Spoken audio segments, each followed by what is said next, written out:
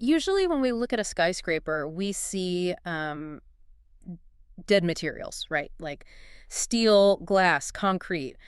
We build these rigid, static towers, and if we're lucky, they just sort of survive the Yeah, weather. they don't really interact with the environment. They just, well, they try to withstand it. Right, exactly. But then you step into a damp woodland clearing, and suddenly nature just flips the script on you.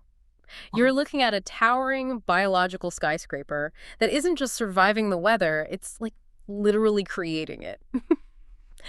Okay, let's unpack this. It is wild to think about. It really is, and that's exactly what we're looking at in today's deep dive. We've pulled together scientific journals, ecological studies, and foraging guides to figure out how the parasol mushroom or Macrolepiota procera is pulling off these insane engineering marvels. Our mission is to show you why this isn't just some woodland snack. Oh, far from it. It's an absolute biological powerhouse. I mean, just looking at its structure, you have this 40-centimeter tall stem holding up a massive cantilevered cap. From an engineering standpoint, it's brilliant. The stem is fistulous, meaning hollow, but it's packed with internal fibrous columns. So instead of being this solid, rigid pole that would just snap in a storm, those internal columns allow it to flex, like it actually bends in heavy winds. Exactly. And the way it builds that towering structure is just as fascinating. It doesn't slowly add cells over time. It relies on rapid cellular hydration. Wait, so it just floods itself with water? Yes. Water rushes into the mushroom, causing a process called differential expansion. So the fleshy inside of the cap absorbs water and expands much, much faster than the darker, tighter outer skin, the cuticle. Oh, wow. So the inside is literally outgrowing the outside, forcing that outer layer to give way. That must be what creates those signature snakeskin scales you see tearing across the top of the cap. Yeah, it literally rips its own surface to make room. And as that cap violently expands outward, the tissue connecting it to the stem completely breaks. It leaves behind this detached ring of tissue that can actually slide up and down the stem like a loose bracelet. Like a little sliding ring. That's so weird. But towering above the grass isn't just a structural flex, though. It serves as a launch pad for this astonishing ecological survival trick. Right, it acts as a convective engine. Because the cap is so large and elevated, water rapidly evaporates from the gills underneath it, And since evaporation requires heat, it actively cools the air directly under the cap. which makes the air denser. That cool, dense air sinks, creating a localized downward microwind. So even in a completely dead-still forest, it generates its own physical breeze to carry its spores away. Wait, if it's hyper-engineering its spore spread, what exactly is it doing to the soil it lands in? Because, it doesn't just sit passively in the dirt, it aggressively interacts with it. Oh, absolutely. It acts as a hyper-aggressive biogeochemical sentinel. Below ground, its fungal network is like a massive subterranean filtration plant. It searches for nutrients, but it also actively pulls in heavy metals like mercury and cadmium.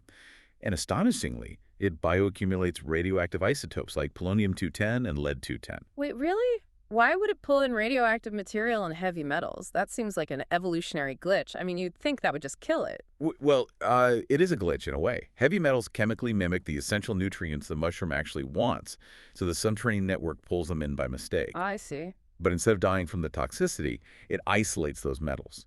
It binds them to specific proteins in its cell walls so they can't interfere with its vital functions. So it essentially quarantines the toxins so they can't do any damage? Exactly. That's part of its defense. And to handle severe oxidative stress from metals like nickel, it also deploys specific antioxidant enzymes, things like superoxide dismutase and catalase, or SOD and CT. Kind of like cellular bouncers that actively dismantle toxic molecules before they can shred the mushroom's DNA. Right. Okay, so it's locking away metals and deploying cellular bouncers to survive. How does all that intense internal chemistry affect the mushroom itself? You'd think a radioactive, metal-absorbing sponge would be deadly. You'd think so. But, well, if we connect this to the bigger picture, the compounds it creates to manage that toxic stress actually have profound effects on human health. For instance, to protect its own cells, it produces a complex carbohydrate called Lepiotan. Clinical studies show Lepiotan demonstrates strong anti-tumor activity. And it also synthesizes massive amounts of a compound called 5-HTP. Wait, 5-HTP, like the direct precursor to human serotonin. Yep. So what does this all mean? Are you saying eating this could literally regulate your mood and your sleep? Yes. Nature reuses good chemistry, The exact same metabolic pathways the parasol uses to buffer a toxic environment translate into functional compounds that can boost human immune systems and regulate our neurotransmitters. That is just unbelievable. So for you listening, let's just recap the sheer mastery of the parasol we've covered today. It's a wind-generating, metal-absorbing, mood-boosting powerhouse towering over the grass. And that leaves us with an incredible possibility based on our sources. These mushrooms naturally form massive underground circles, commonly known as fairy rings. The network in those rings secretes enzymes to aggressively alter local vegetation and mobilize minerals in the soil. Which raises a really fascinating question. Could we one day intentionally deploy these specific fungal networks as engineered climate control To systems? rehabilitate dead or polluted soils. Exactly. Imagine planting these subterranean filtration plants in polluted wastelands to pull heavy metals out of the earth. We started out talking about our modern skyscrapers, rigid, static towers of steel, just trying to survive the weather. But maybe the future of environmental engineering looks a lot less like concrete. And a lot more like a biological tower that cleans the earth and builds the wind. Definitely something for you to think about next time you're out walking through the woods.